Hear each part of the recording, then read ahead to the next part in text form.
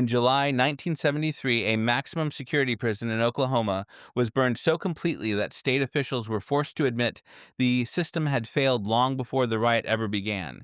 On July 27, 1973, violence erupted inside the Oklahoma State Penitentiary, known to inmates and locals as Big Mac. The prison was overcrowded, understaffed, and falling apart, with conditions that had been criticized for years but largely ignored. That morning, inmates overwhelmed guards and took control of large sections of the facility. More than 20 staff members, including Deputy Warden Sam Johnston, were taken hostage. Rather than attempting a mass escape, the inmates turned their anger on the institution itself. Fires were set across the prison. Cell houses, workshops, and administrative buildings burned uncontrollably. Thick smoke poured over the complex as the penitentiary was systematically destroyed. For the first 24 hours, the prison remained in total chaos while negotiations began. The hostages were eventually released after inmates were promised a meeting with Oklahoma Governor David Hall. When order was finally restored, 24 buildings had been destroyed, making it one of the most destructive prison riots in U.S. history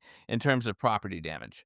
3 inmates were killed and dozens more were injured. The financial damage was estimated between $20 and $30 million, which would equal well over $200 million today.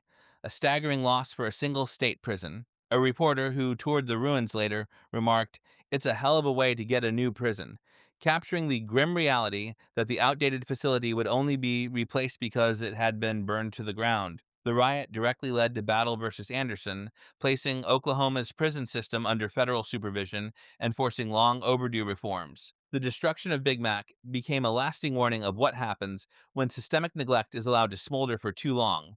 Remember to like the video, subscribe, and leave a comment sharing your thoughts on this story.